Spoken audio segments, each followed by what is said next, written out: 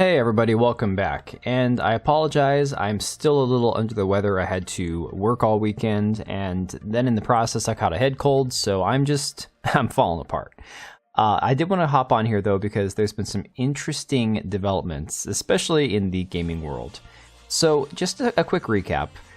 You know, wokeness in video games, wokeness in gaming is a huge topic, especially because of things like the Marvels over in Hollywood and the cinema. Things like the Snow White movie that's not supposed to come out for like another year, and all the remakes, the live action stuff, things that you see somebody race swapped or gender swapped, where they change the story to have more of a feminist approach. Well, it trickles down into the gaming world as well, because all entertainment, I mean, it stems from the same place. So that being said, this was a game that was basically a reboot of the Saint Rose series. Oh, what was that, earlier this year? And it inevitably forced the shutdown of the studio that made it.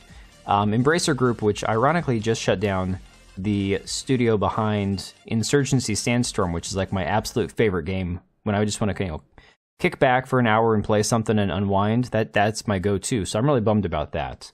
I think it was New World was the name of the developing, or the studio that was behind Insurgency.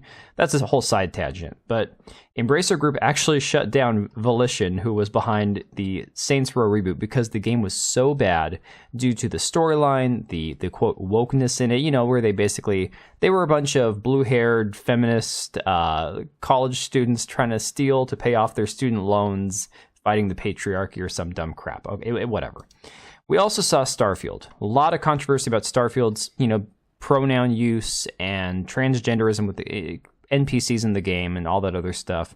So whether or not you honestly believe Starfield itself had a issue because of wokeness, or whether it was just the game was bad, it was boring, it was unfinished, whatever, the game fell apart.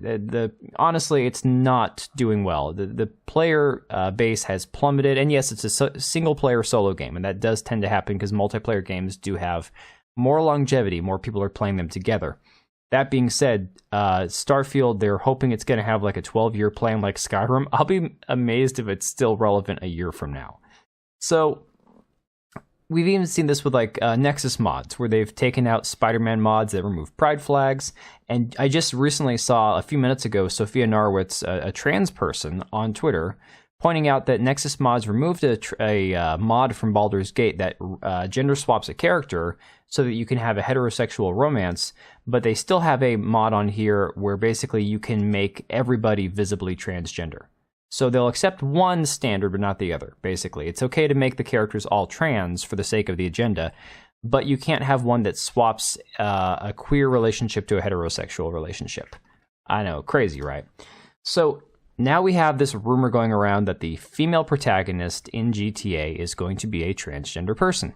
I don't know where this rumor started. To me, this looks like a female. It's not even like a poorly rendered face. It seems like they actually cared to make her feminine, I'll say. I know it's not the prettiest looking NPC or character that I've ever seen in a video game, but she looks female.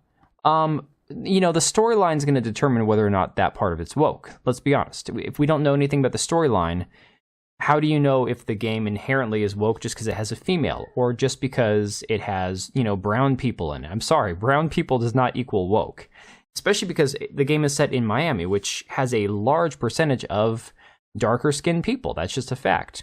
So, I mean, that being said, the trailer alone is doing amazing. I think it's up to like 98 million views in just 24 hours, a little over 24 hours.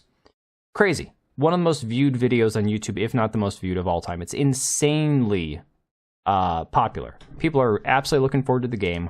And they've done this side by side of these real life inspirations for the game from Florida. With the CG rendered characters in the game itself. So, it's pretty cool. They're paying homage to a lot of like the local lore of Florida and stuff. But then we have like the hot takes. Okay. I'm going to be honest, I've never played GTA. I didn't care about it early on. I never got into it. So at this point now, it's whatever.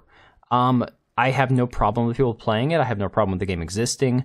It's fiction. It's not reality. Yes, there's crime in it. Yes, there's whatever. But I don't care. It's not some moralistic thing. I just never got into the game.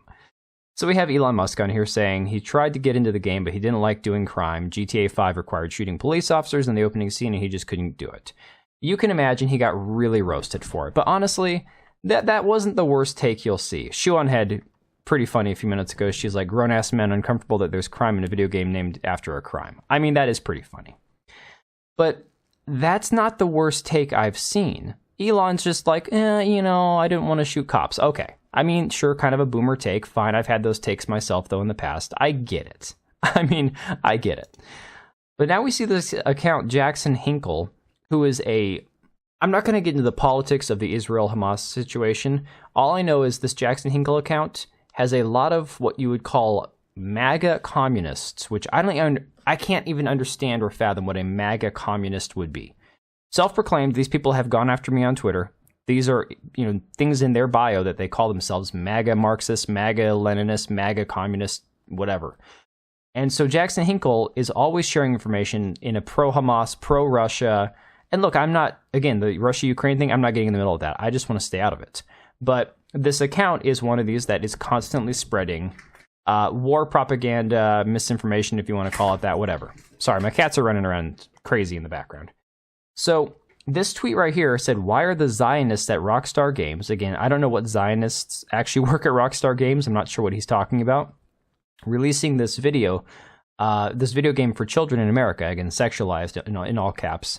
He said, get banned GTA 6 trending right now. And he shared some screenshots from the game where he's got like this, cancel this game symbol over these women in the game. And look, you don't have to morally agree with the game to accept that it should be allowed to exist. That's where I'm at. I don't care about the game. If you want to play it, great. If you don't want to play it, great. I don't care. If it offends you, don't play it. He then was tweeting out later on, if you stand with Palestine, keep ban GTA 6 trending. What this has to do with the Palestine, Hamas, Israel, Gaza conflict, I have no idea. People even pointed this out in the community notes, that there's literally no connection at all. Politically, ideologically, there's nothing connecting Rockstar with Israel. So, of course, he's been being roasted for it. People posting tweets like this saying, me showing them other effers who post saying ban GTA 6, that all they have to do is not click the buy button. There's this guy who's like, oh, totally, I get it now. I don't know. It's just crazy. This stuff over this game, I'm like, look, I understand that the game is not going to be for everybody. I'm one of those people. But the people out here are either moralistically grandstanding or the ones who are honestly saying that this has something to do with Palestine and Israel. Insane. I don't know. Let me know you guys' thoughts. Because, again, I have no dog in this fight. I hope the game does great. If you love it, awesome. If it sucks, I hope people don't buy it. Great, whatever. I don't care either way. Let me know what you guys think, though. Because, again, this is not something that I have any experience in. I haven't played the game. I'm probably not going to play this one. No hate. It's just not a game series I ever got into.